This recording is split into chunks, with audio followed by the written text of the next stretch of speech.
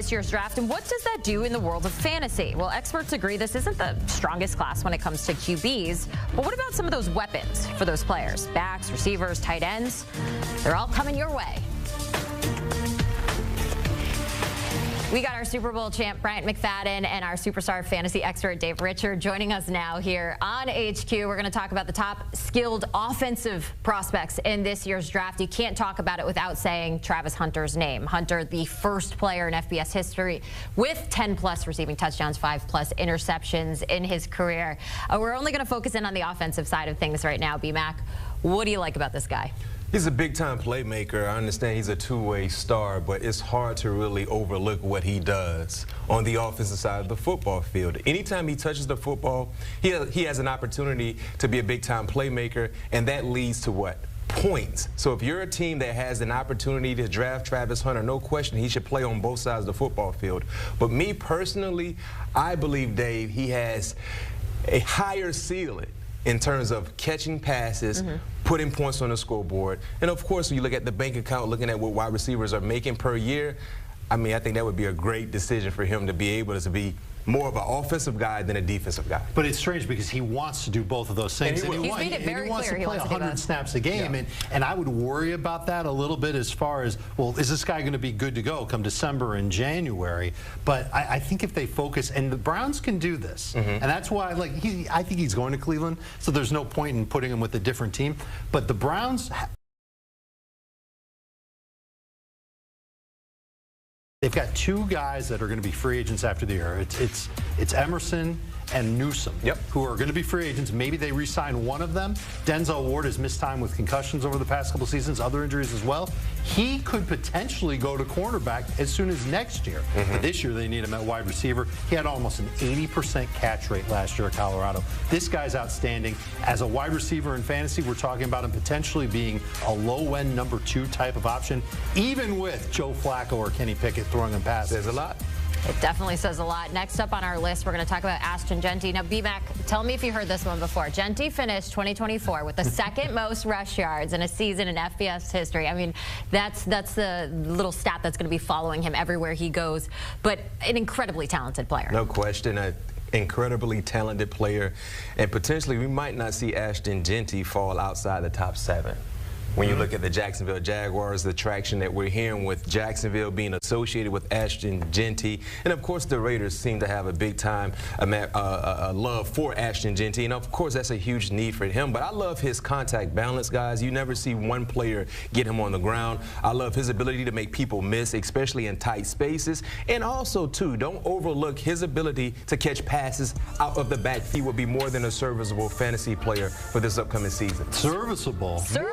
All right, so you're more than serviceable. Right he now might be elite. We're talking about somebody who's going to, and you play fantasy, so let me know how you feel about this. First-round pick as a rookie in fantasy football. We were giving that same type of love to Bijan Robinson when he came out, Saquon Barkley when he came out, Ezekiel Elliott when he came out, and I think if Ashton Jeanty goes to the right place, he can get there too. Where's the right place, though? So I think the right place is Denver, and that means that the Broncos are going to have to trade up. Well, we don't know. If Denver really loves him, they could give up a ton to go and get him. But Sean Payton working with running backs, we've seen the track record of Alvin Kamara, Mark Ingram, even Pierre Thomas, Reggie Bush. These guys get targets. You mentioned that he's a good pass catcher. It's true. 43 catches in 2023. The reason why he didn't have that many in 2024 was he was trying to break Barry Sanders' record, which is what Jenny was talking about. This is a player who can play at this level. He's going to be an elite running back. We were debating on our Fantasy Football Today podcast today whether or not we would take him ahead of Christian McCaffrey in 2025. It depends on the situation because, Dave, if he does not go, I know I wanted to call your name, but looking at Jenny. Dave, if he does not go to Denver, is he still a first-round running back option? If he goes to the Jags. Well, okay, so that's kind of a worst-case scenario is Jacksonville, because that offensive line isn't as good as Denver's, isn't as good as Chicago's, even isn't as good as Las Vegas's offensive line. I agree. Those are 3 teams that if Jeanty goes, it's over. He's a first-round pick. He's going to be one of the first 12 players taken in fantasy drafts. Jacksonville, I think he's still going to be one of the first 12 players taken, but that might be a spot where I might say, you know what? Christian McCaffrey might still have a little bit more upside if McCaffrey can stay healthy.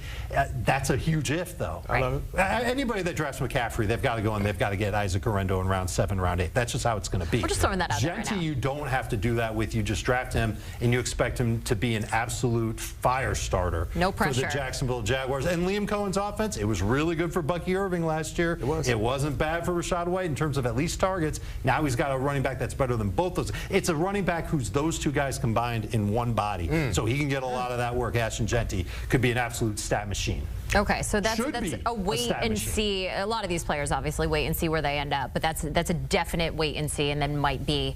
But he's probably, and Brian, you can tell me if you disagree. He's probably least dependent on where he lands compared to every other player that we talk about from here on out. What about a player like Ted McMillan? So the receiver out of Arizona, 2024 consensus All-American first team, All Big 12 there. Tell us more about him, B-Mac. I love how smooth he is when he was running his routes. He reminds me a lot of A.J. Green with his smoothness, the catch radius situation, to be able to excel, to be a big-time fantasy player for this upcoming season, in my opinion. First of all, he is smooth, maybe not quite to the level of A.J. Green, because that's really a high level, but he is a smooth receiver, and he's like 6'5". He's a giant out there, so it's rare to see a wide receiver do that. He'd be a tough guy to cover, Brian. Oh, no question. If you were out there against him, you wouldn't want to do that, and you could see some other receivers that are big who were drafted in the top 10. He could potentially be the next one of them. Okay, I don't know how realistic it is that the Patriots take him, but the one thing that you need if you're going to be a wide receiver that matters in fantasy is targets. Not quarterback. Hey, quarterback isn't a problem. It's an issue too, but you need targets.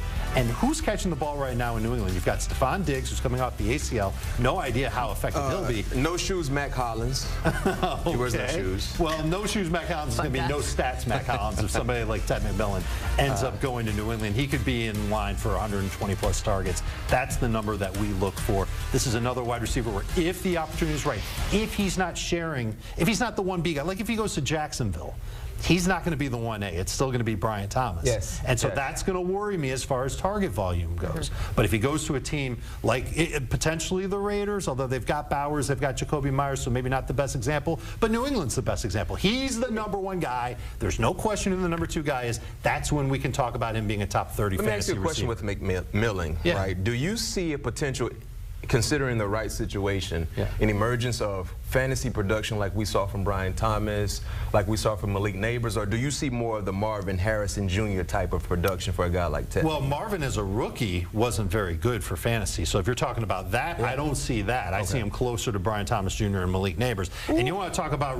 well, by comparison to Marvin Harrison as a rookie. Marvin Harrison, by the time Peyton Manning was hitting his groove, was at a level better than that, so I'm not sure what you were talking about. I'm talking about the junior in Arizona. Oh, I thought you were talking about senior. You didn't say the junior. No one wants to talk about Marvin Harrison Jr.'s That's what I'm saying. because he looked lost. What's more realistic for Ted McMillan? More of Marvin Harrison Jr.'s I think he's going to be somewhere in between, and I'm not trying to take a cop out here. I think you are.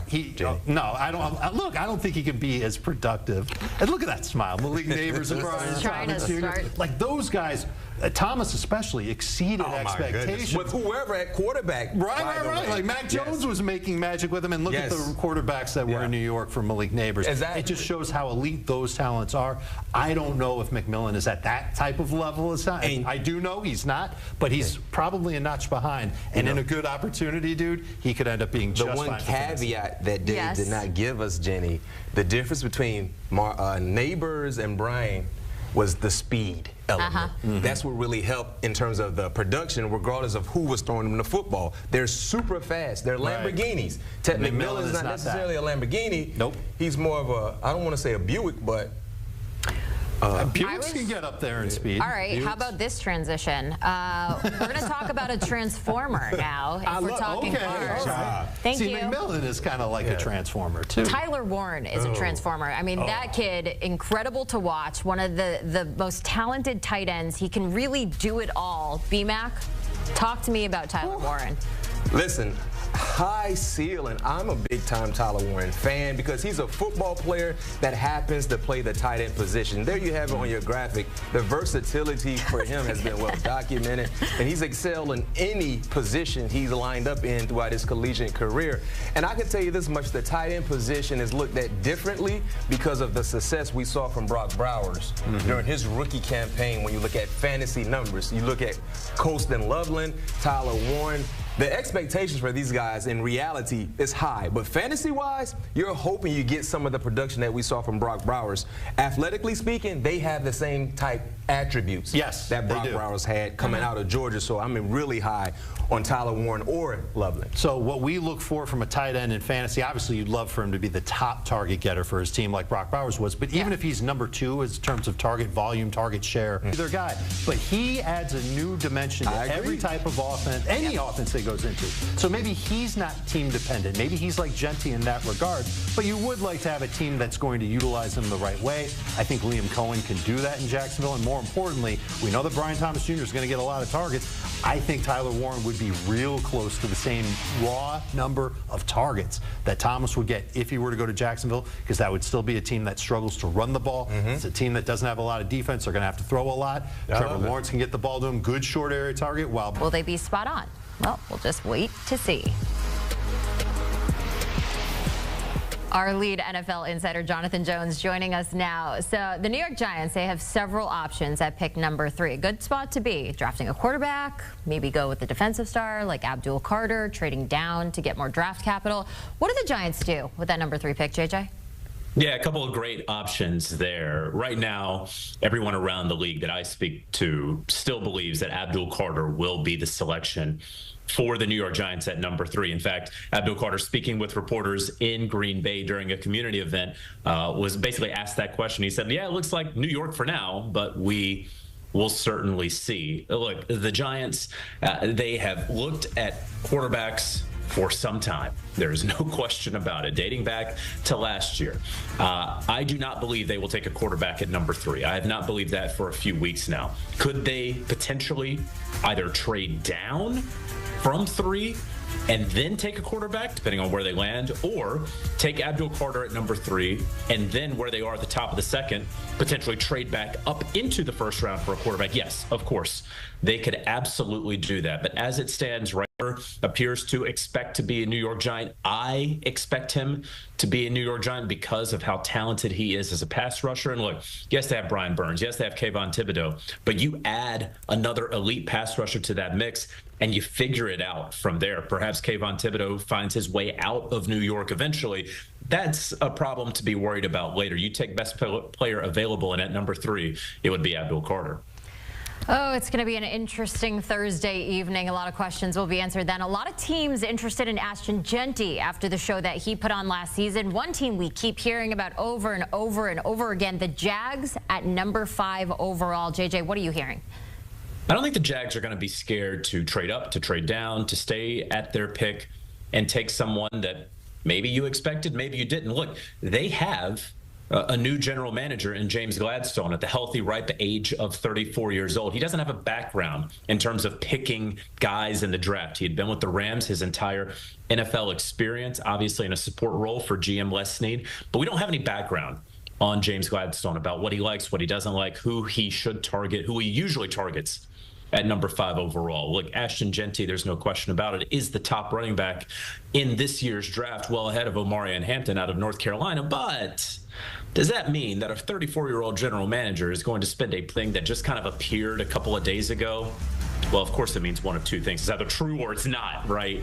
But I'm just a little skeptical that he will be the pick for the Jaguars at 5. Will I be surprised if he's not? No, because I don't think that the Jags necessarily fell in love with their running back room. I think that they have been interested in potentially upgrading that room. But to spend that pick on a running back, a very good one, but not Saquon Barkley, not Christian McCaffrey.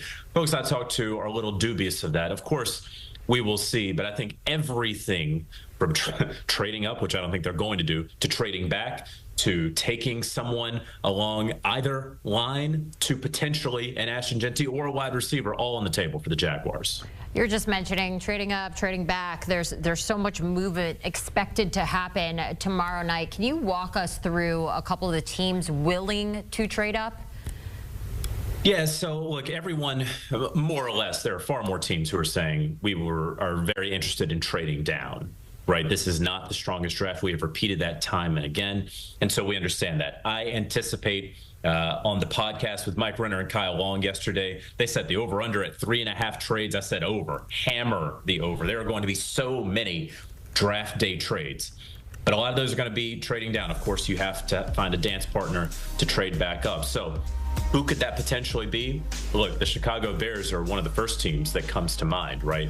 I know that they have a great deal of interest in Ashton Jeanty. They have a great deal of interest in Tyler Warren, perhaps one of the offensive linemen. We certainly have to wait and see how that's going to shake out. I do believe the first offensive lineman taken in this year's draft will be Will Campbell at number 4 to the Patriots, but you continue going down, and at 14, the Indianapolis Colts.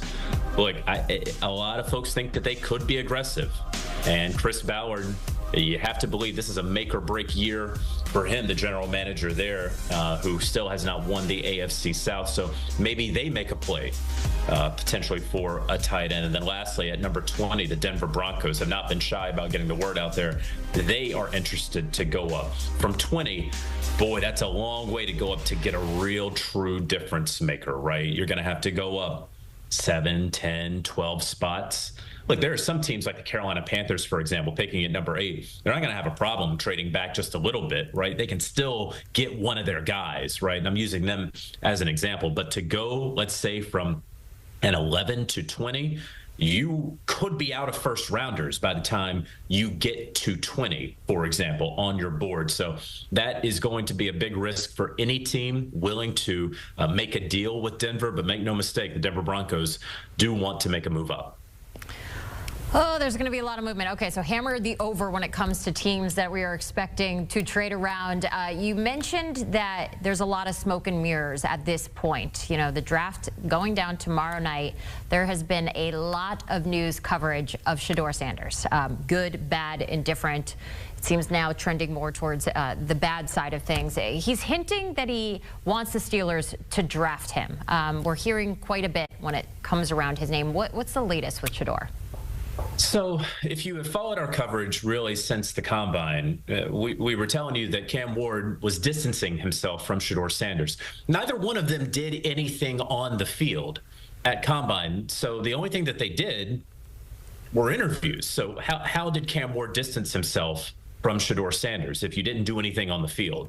You know, it wasn't like everybody just got together and started watching more tape during that week. No, they were talking to him. And in some of those interviews, there was some rubbing the people the wrong way, right? I think I referred to it back in February, early March, as sort of sandbagging a little bit in those interviews, trying to dictate a little bit where he could go, where he could end up. You know, that's not what this NFL draft is. Frankly, you know, you're going to play for who drafts you. And so we have sort of seen a lot of folks start to kind of catch up with what has been said on background around the NFL. First, he could be QB1, and then it was he was going to the Giants. Now, most people probably agree he's not going number 3 to the Giants. The Saints maybe could take him at 9, especially because of Derek Carr's mysterious shoulder injury that could require season-ending surgery. And then you continue on, Jenny, where yesterday the Pittsburgh Steelers picking at number 21 overall, Mike Tomlin just went on and on and on about Shedeur Sanders. And it was very un-Tomlin-like. And it felt a little bit, the more he kept praising Shedeur, and I'm not saying he didn't mean any of the praise. All the praise could very well be warranted, and probably is. But it felt like this was a little bit of a smokescreen for some reason for the Pittsburgh Steelers. Why is it that you are speaking so loudly and proudly about this player? Is it because you want to help correct what you believe to be an inaccurate narrative that is developing out there on the young man? You guys may take him, you may not. That is how I read what Mike Tomlin was talking about there with the Pittsburgh Steelers at number 21. Now, look, in my mock draft, I did not have Shedeur Sanders or any quarterback going in the first round other than Cam Ward. I absolutely believe that there can be a quarterback or two that do go after Cam Ward at some point in the first round.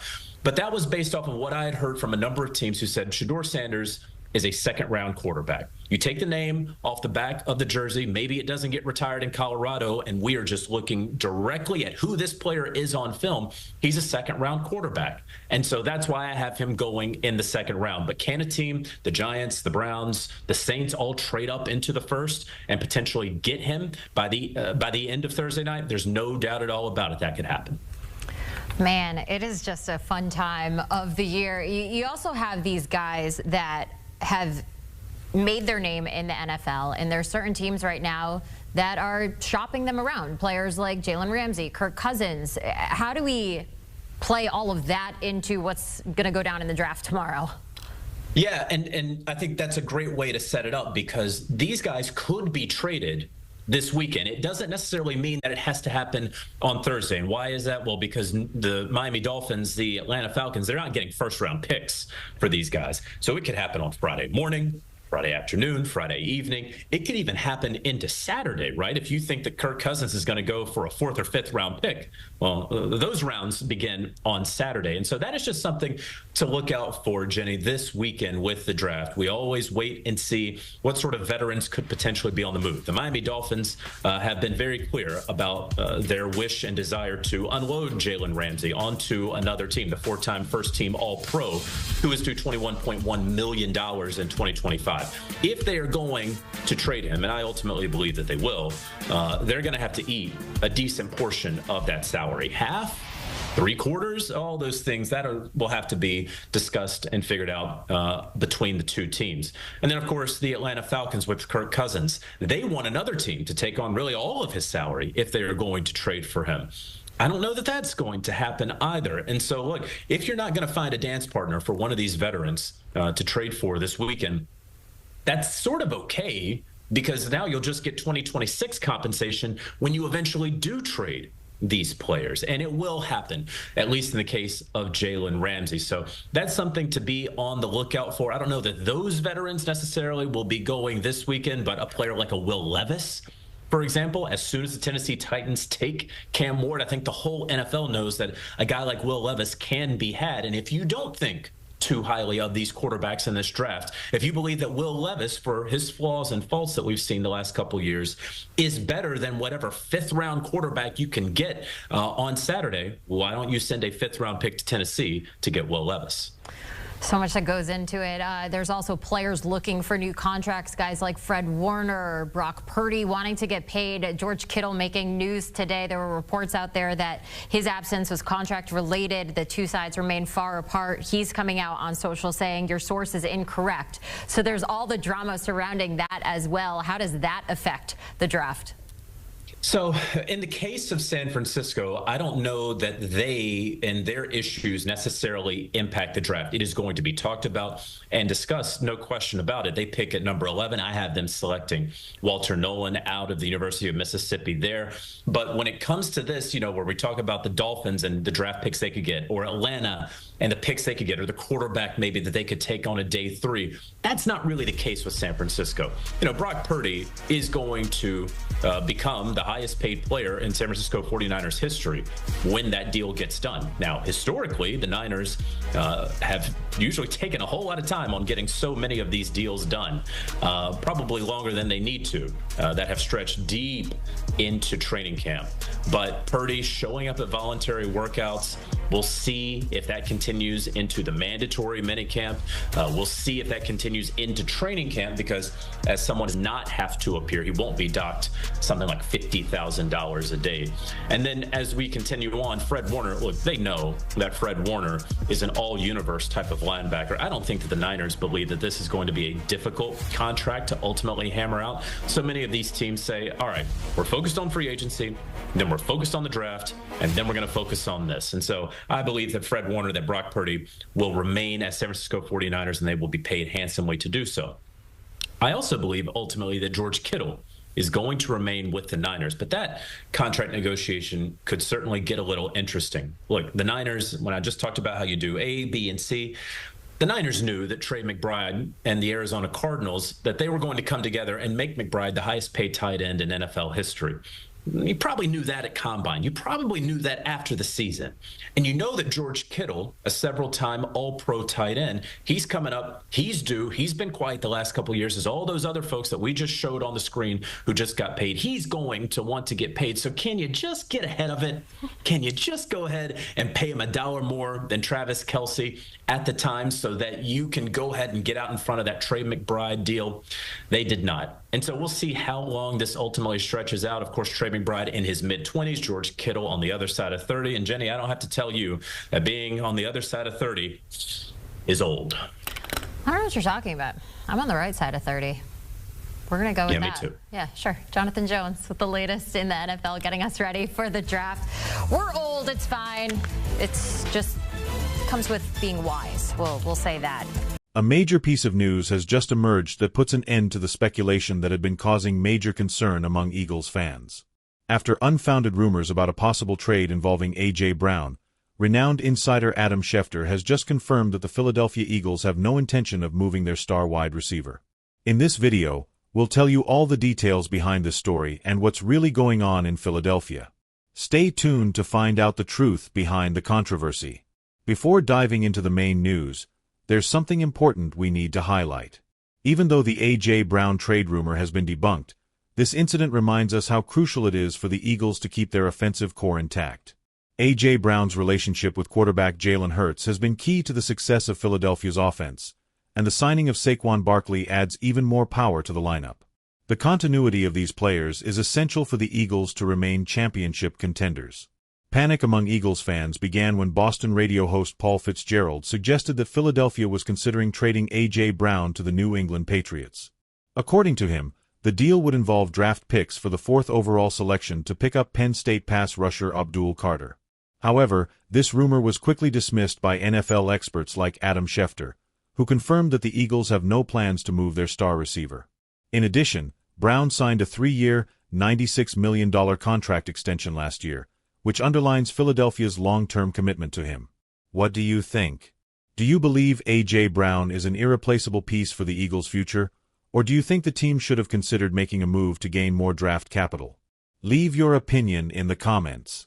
We know fans have different points of view, and we want to hear yours on this topic. Also, don't forget to share if you think the Eagles did the right thing by keeping Brown as a core part of their offense. Now, let's get to the most important part. The truth behind the rumors that set off alarms in Philadelphia. Not only have the Eagles denied these rumors, but they've also reaffirmed their commitment to A.J. Brown. We'll tell you everything that's really happening and how this impacts the team's plans for the season. The Philadelphia Eagles have made it clear that there are no plans to trade A.J. Brown, putting an end to all rumors about a deal with the New England Patriots. Adam Schefter, one of the most respected journalists in the NFL, confirmed that the organization fully intends to keep their star receiver, who remains a key piece of the team's offense. With a contract that ties him to the team through 2029, Brown continues to be vital to the Eagles' Super Bowl aspirations, and his continued presence is a clear sign that the franchise is betting heavily on its elite offensive core.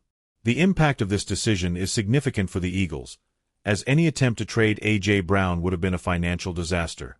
Trading him before June 1st would have created nearly $59 million in dead money, something completely incompatible with the team's careful salary cap strategy. Additionally, Brown's connection with Jalen Hurts has been one of the most effective in the league, and keeping both players together is crucial for the Eagles to remain serious Super Bowl contenders. What do you think about the Eagles' decision to keep A.J. Brown on the team? Do you think it was an unnecessary risk to hold on to him, or is he truly essential to the franchise's future success? And regarding the financial impact, do you think the team made the right call by avoiding the trade? Leave your comment below. We want to know what you think. That's all for today.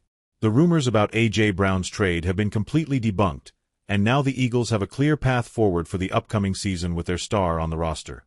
Don't forget to subscribe and turn on notifications so you don't miss any upcoming news about Philadelphia and everything related to the NFL.